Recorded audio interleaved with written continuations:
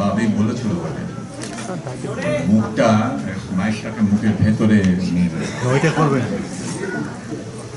এই একটু আগে মানে অনুষ্ঠান শুরু হওয়ার আগে আমি একটু ওয়াশরুমে গেছিলাম। ওয়াশরুমে একজন আমাকে জিজ্ঞেস করলো, মাইকটা মুখের কাছে নিয়ে যান, একটু ওয়াশরুমে আমাকে একটি ছেলে জিজ্ঞেস করলো যে জেঠু আপনি কিছু করছেন? আমি বললাম না। তখন বললো এই আমি শুনলাম, বললো না স্টেজে উঠছি, কিছু করছি না। মানে এরা বুড়োদের স্টেজে তুলে মজা পায়, কাজে আমি স্টেজে উঠেছি। স্টেজে মানে আমাদের মতো লোক আর কি, আমাদের মতো কয়েকজন বৃদ্ধ আছে, তারাই এন্টারটেনমেন্ট, তার কিছু না করলেও এন্টারটেনমেন্ট। স্টেজে উঠবো, একটু এরকম করবো, এন্টারটেনমেন্ট। এত অনেক বাচ্চাদের নাচ গান বাজনা এগুলো সব হলো, কাজে এখন যাদের একটু ঘুম পেয়েছে তারা একটু ঘুমিয়ে নিতে পারে। তো যাই হোক, আমাদের অভিনন্দন জানানোর কথা। নমস্কার, শুভ সন্ধ্যা, শুভ শারদোৎসব, আমি বিজয়া বলতে যাচ্ছিলাম, কিন্তু আমাদের বিজয়া এখানে প্যাসিফিক স্ট্যান্ডার্ড টাইমের, কাজে কালকে হবে, আজকে বিজয়া না। তো আজকে আমি নাচবো না, গাইবো না, কবিতা আবৃত্তি করবো না, নাটক নাটিকা বা কতবার বলেছিলাম তৌর্যত্রিকা বলে একটা জিনিস তৈরি করেছিলাম, সেটাও হবে না। আমি একটা গল্প বলবো, একটা গল্প না, আসলে 3টে গল্প, কিন্তু একটা বিষয়বস্তু নিয়ে। সেই বিষয়বস্তুটা হলো এই মানুষের সবচেয়ে প্রাচীন বৃত্তি বা পেশা, যা ভাবছেন তা না, যা ভাবছেন সে কথাটা না, সবচেয়ে প্রাচীন বৃত্তি ও পেশা হচ্ছে ভিক্ষাবৃত্তি। এই আমাদের এত উন্নতি হয়েছে পৃথিবীতে, এত প্রগতি, আর আমরা অনেক দূর এগিয়েছি, কিন্তু পৃথিবী থেকে সেই হাজার হাজার বছর আগে একটা কাজ এখন পর্যন্ত অপসারণ করতে পারেনি, সেটা হচ্ছে ভিক্ষা। এখন তবে আমার একটা গল্পটা বলার আগে একটা ধন্যবাদ দেওয়ার আছে। এই আইডিয়াটা, এই সমস্ত জিনিসের ধারণাটা আমি জোগাড় করেছি একটি হাস্যযাত্রা বা হাস্যা যাত্রা, এটি হিন্দি নাট্য করে এরা, দিল্লির, তাদের কত ভিডিও করে, তাদের কাছ থেকে আইডিয়াটা পেয়েছি। তাদের মধ্যে করণ অটল বলে একজন ভদ্রলোক আছেন, কমেডিয়ান, স্ট্যান্ড আপ, দণ্ডায়মান কৌতুকবিদ, আমি তাদের নাম দিই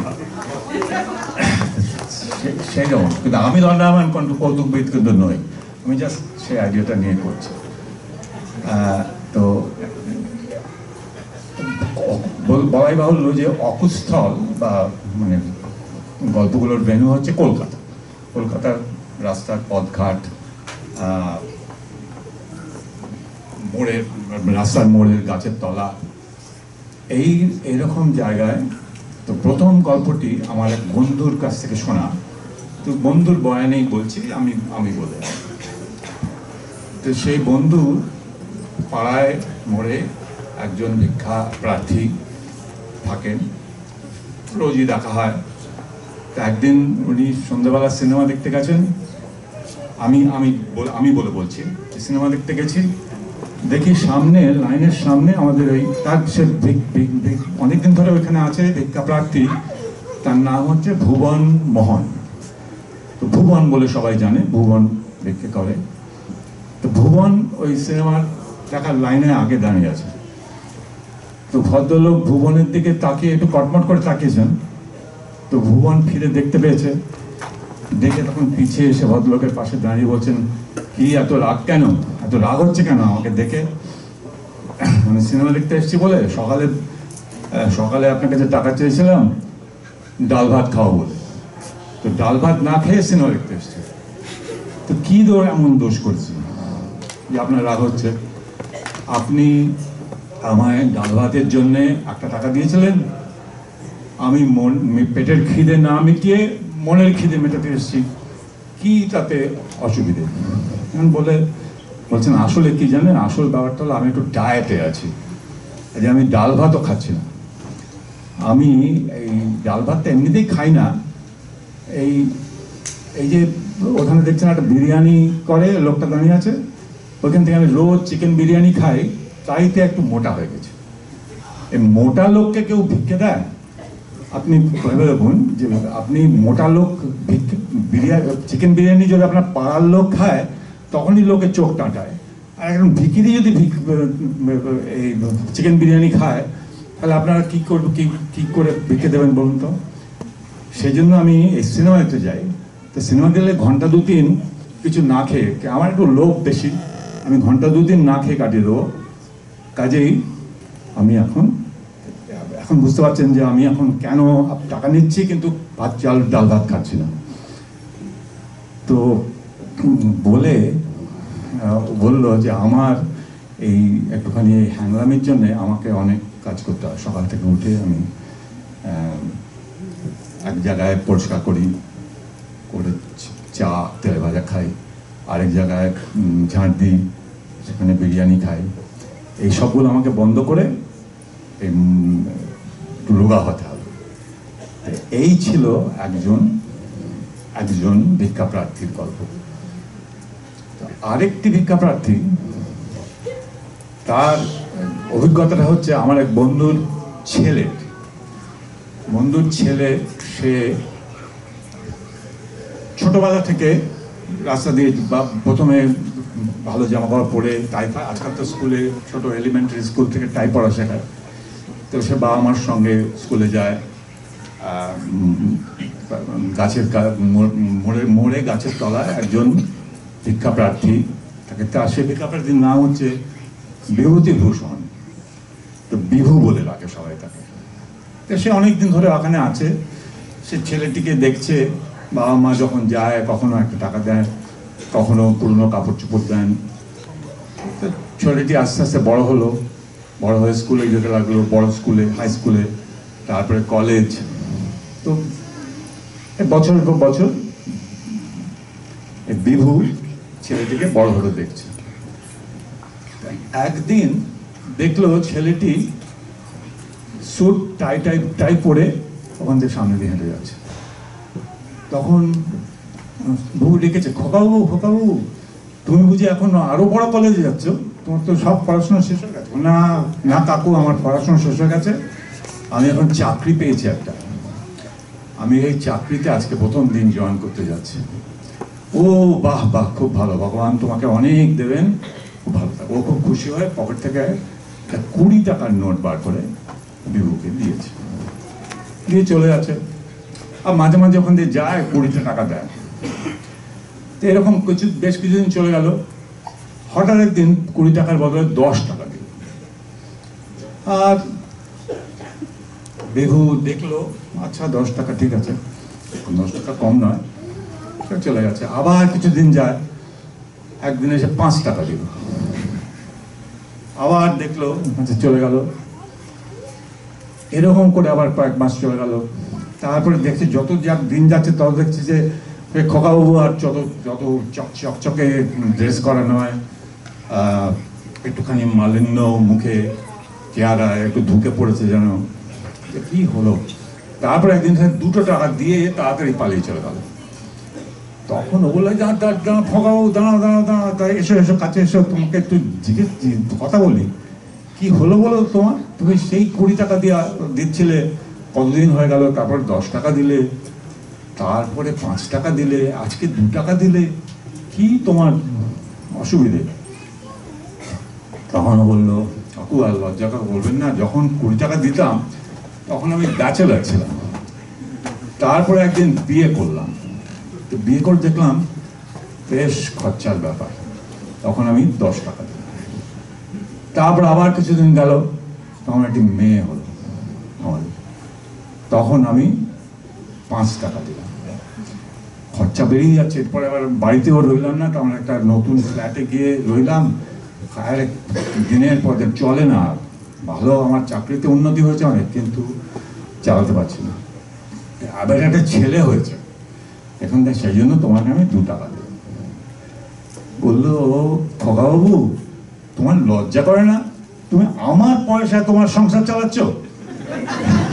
তখন খোকাবাবু শুনে একদম মানে এই রিয়াকশনটাও আশা করেনি।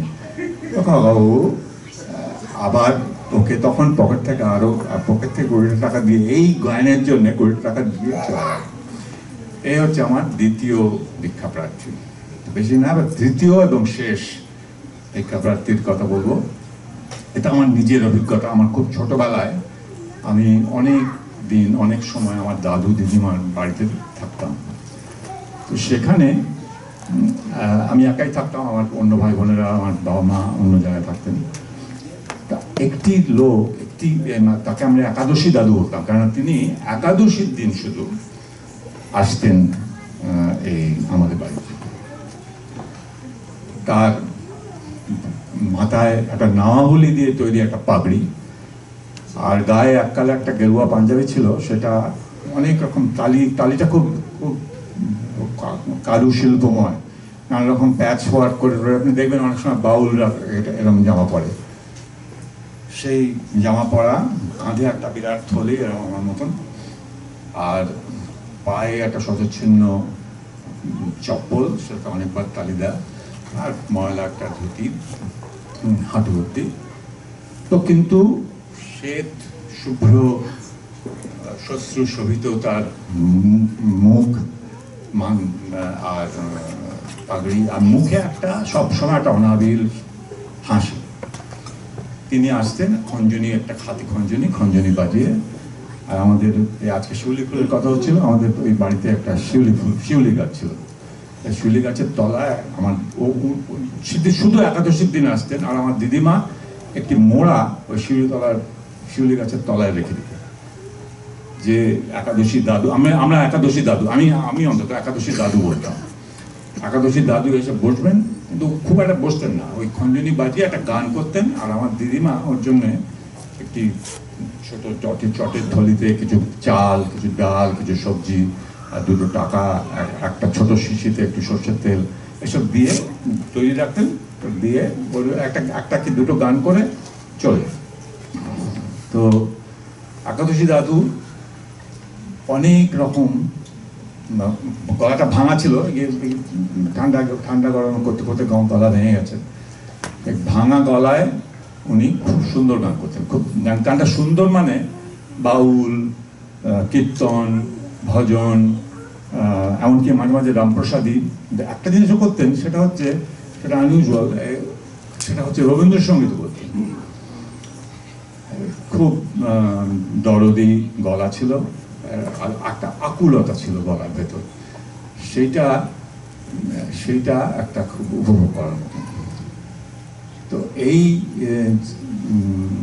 যে আমাদের একাদশী দাদু, তার সে এক সময় খুব অপ্রচলিত এবং খুব একটা জানা নয় এরকম গান, রবীন্দ্রসঙ্গীত উনি করতেন আর খঞ্জনি বাজিয়ে। তো সেই আমার স্মৃতি থেকে একটা গান, ভয় নেই আমি গাইব না, গানটা শোনাবো, কিন্তু সেই গানটা রবীন্দ্রসঙ্গীত একটি চিরবন্ধু চিরনির্ভর। সেই গানটির একটা আছে, রবীন্দ্রনাথের খুব গান নিয়ে অনেক রকম গবেষণা তো করতেন। এটা একটা খুব আনইউজুয়াল রাগ, মহেশ্বরী খাম্বাজ, এর আগে গানটা তৈরি করেছিলেন উনি। দক্ষিণী খাম্বাজ দক্ষিণী খুব একটা হয় না, দেখা যায় না। আর জিনিস রবীন্দ্রনাথের নিজের আবিষ্কৃত, নিজের সৃষ্টি, সেটাও অনেকে হয়তো জানেন, সেটা হচ্ছে ষষ্ঠী বলে একটা তাল আছে, 6 মাত্রার, কিন্তু দাদরা নয়। এই গানটা হচ্ছে সেই মহেশ্বরী খাম্বাজ ষষ্ঠী তালে। কিন্তু গানটা আমি পরিবেশন করবো না, আমাকে পরিবেশন করবে আমার সহযোগী শ্রীমতী নীলা বসু। এটা আমার উপর একটা ইম্পোজিশন, বাট আমি গাইছি।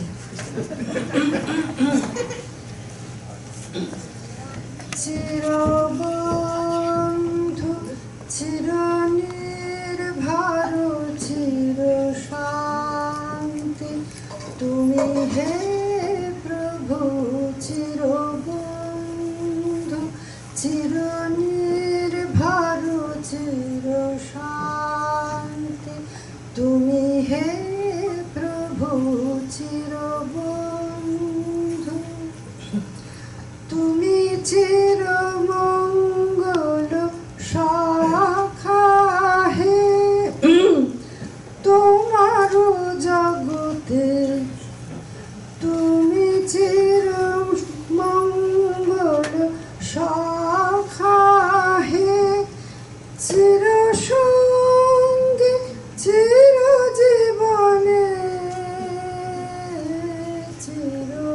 চিরসবন্ধু চিরনির্ভর চির শান্তি তুমি হে প্রভু চিরবন্ধু